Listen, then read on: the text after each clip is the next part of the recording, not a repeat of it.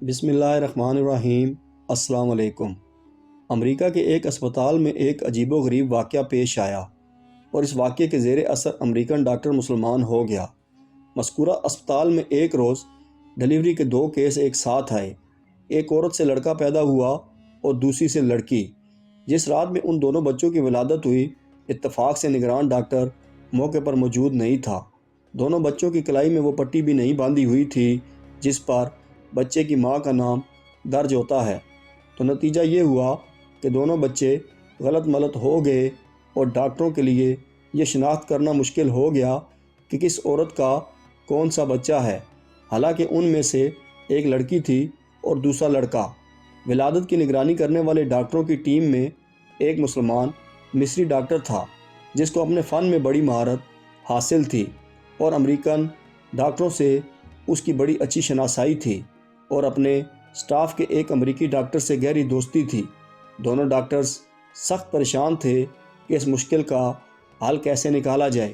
امریکی غیر مسلم ڈاکٹر نے مصری ڈاکٹر سے کہا کہ تم تو دعویٰ کرتے ہو کہ قرآن ہر چیز کی تبیین و تشریح کرتا ہے اور اس میں ہر طرح کے مسائل کا احاطہ کیا گیا ہے، تو اب تم ہی بتاؤ کہ ان میں سے کون سا بچہ کس عورت کا ہے۔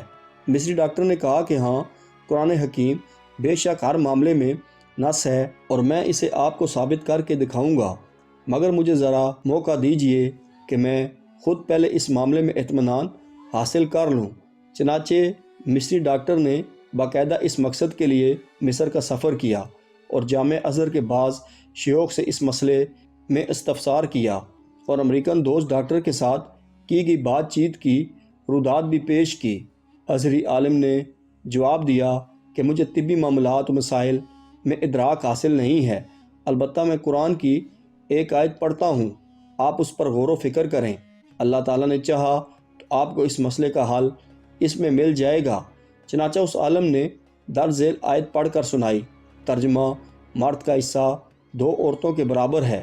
مصری ڈاکٹر نے اس آیت میں غور و تدبر شروع کر دیا اور گہرائی میں جانے پر اسے اس مشکل کا حل بلا آخر مل ہی گیا۔ چنانچہ وہ لوٹ کر امریکہ آیا اور اپنے دوست ڈاکٹر کو اعتماد بھرے لہجے میں بتایا کہ قرآن نے ثابت کر دیا ہے کہ ان دونوں میں سے کون سا بچہ کس ماں کا ہے۔ امریکن ڈاکٹر نے بڑی حیرت سے پوچھا کہ یہ کس طرح ممکن ہے۔ مصری ڈاکٹر نے کہا کہ ہمیں ان دونوں عورتوں کا دودھ ٹیسٹ کرنے کا موقع دیجیے تو اس معاملے کا حل معلوم ہو جائے گا۔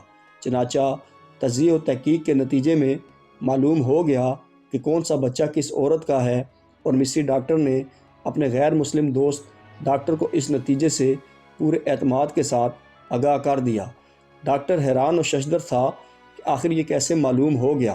مصری ڈاکٹر نے بتایا کہ اس تحقیق و تجزیے کے نتیجے میں جو بات سامنے آئی ہے وہ یہ تھی کہ لڑکے کی ماں میں لڑکی کی ماں کے مقابلے میں 2 گنا دودھ پایا گیا۔ مزید برآں لڑکے کی ماں کے دودھ میں نمکیات اور وٹامنز حیاتین کی مقدار بھی لڑکی کی ماں کے مقابلے میں دگنی تھی۔